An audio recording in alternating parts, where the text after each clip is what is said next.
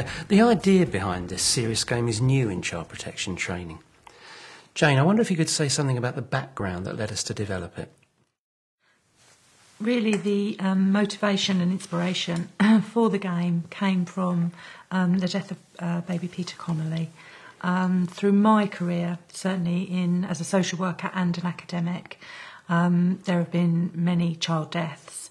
And from the death of baby Peter, it made me think about not only how we train social workers in terms of their pre-qualification training, but also in terms of continuing professional development.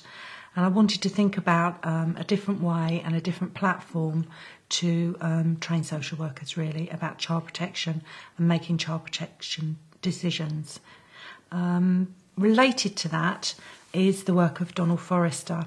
And what Donald found in his research is that there are things that social workers do well, but there are also things that social workers do not so well, particularly around communication and particularly around listening.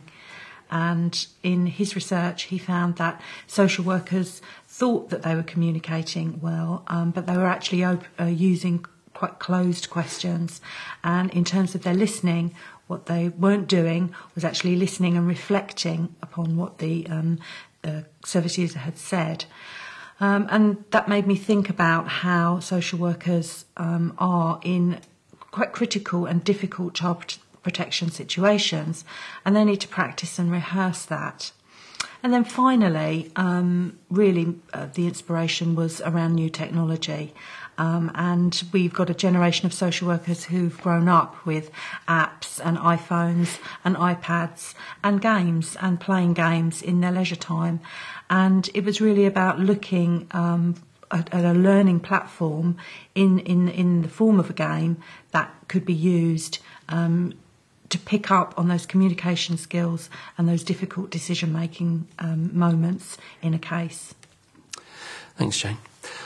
Michelle, although this game is pretty much focused on social workers, I mean, obviously in reality there would probably be other agencies involved. I wonder if you could just develop that a bit.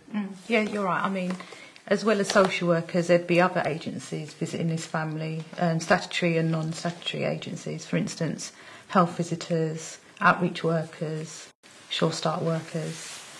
Some of these workers may feel quite intimidated going into a situation like this, or may feel out of their depth, especially if they're lone working or if they're working with men who might be, in this case, quite intimidating. I feel that we shouldn't let our standard of living influence what we're seeing, what's being presented in front of us. We need to consider whether the family standard of living is good enough, or if it meets if it meets the thresholds of child protection. We also need to consider that supervision is really important here. That's when we can discuss our values and to make sure that they don't impact on the assessment here. OK, turning to Yvonne, how realistic was this? Does Danny exist? I wouldn't say that this is a typical situation that happens every day to social workers, particularly with a particular animal that's being used as a way of distracting the social worker away from what's in hand while she's there. But people do use dogs, and people do express their resistance in different ways. So the anger, the coercion that he's trying to seduce the social worker and throw her onto the back foot to make her feel insecure and uncertain is quite common, I would say, in people, and people do it in different ways. A similar situation happened to you, didn't it? It did indeed, and that's what inspired this particular scenario for the game. With a snake? With a snake, indeed, and if it's not one's favourite animal, it was very intimidating, and it would be very easy to say, I'll go away, I'll come back, I'll get the police or something. But the key thing is seeing the child. So if that fear is present, we need to be prepared for different scenarios when we actually go out to see people, because we can't discount the fact that sometimes people do use different ways to make social workers go away. So the key thing is to overcome that by practicing, by thinking what might be facing you when somebody opens the door, as it did with me. Somebody opened the door, and exactly what happened with Danny, the coerciveness, the seduction, and it would be very easy to just walk away from that. So seeing the child is the key thing, and understanding how resistance is presented, and what you will do about that is crucial. OK, Valia, I wonder if you can take on one of the points made by Yvonne, particularly about working with aggressive men, especially in the context of children where there's allegations of sexual abuse. Yeah, absolutely. I mean, like Yvonne's saying, your first hurdle is really crossing that threshold. So you need a knowledge base and a skill base to draw upon, because if you can't get through the door, then you can't get in the house to see the child. And then I think once you're in the home, you also need to learn from things like serious case reviews, Jasmine Beckford, Peter Connolly, to know how to manoeuvre yourself in the home so that you can get to see everything that you need to see. Because when adults do have something to hide, they will manipulate situations. You know, we know that from serious case reviews. So you need to really have a knowledge base and knowledge of errors that have been made so that you know how best you can do that. And then obviously once you're speaking to the child, and you know, let's assume that Rosie is being sexually abused, you also need to know what you're looking for in a child that is being maltreated in that way. You know, what are the behavioural signs that you're looking for in a child who's being sexually abused? So I think that's why this game is good, because it really points out to you the different, you know, signs, you know, that you need and the knowledge that you need at different times in the home. Tanya, perhaps can you say something about the kind of communication skills that are really important in this sort of situation?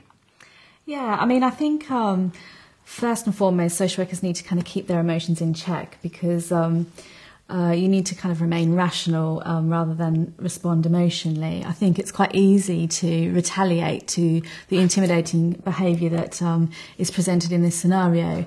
And I think that would only kind of add fuel to the fire, so to speak. So I think social workers need to avoid being defensive and reactionary, which is easier said than done, but I think that that's the goal. And I would avoid using any blaming language. Perhaps try your best to use softer words such as perhaps, it's possible, maybe. Blaming language generally kind of breeds hostility and resistance, and I think that's not going to get you to see this child, which is the ultimate goal of that visit. I would focus on open-ended questions rather than closed questions. And primarily I would be really honest about the nature of the visit and stay focused on that. I think in this type of scenario, parents will do their very best to distract you by bringing in other issues. In this example, the snake was used as a distraction.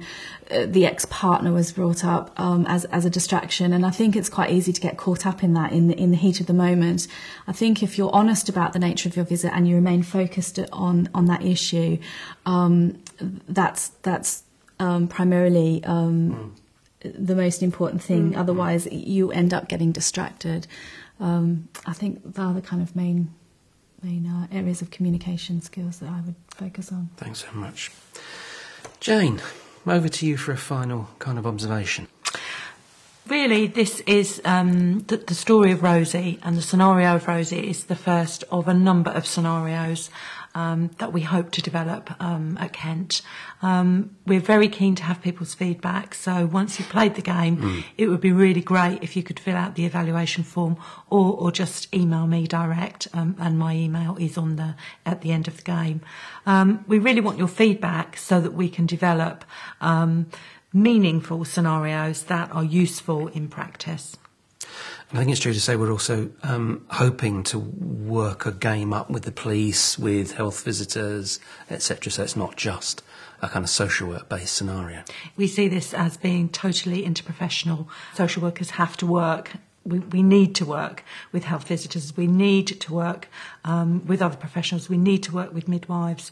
We need to work with the police. So the idea of these games is not just only to travel your own path through the game, but to see how other professionals will work and interact within the game. So we think that's just as important. Thanks, Jane, and thanks to everyone else.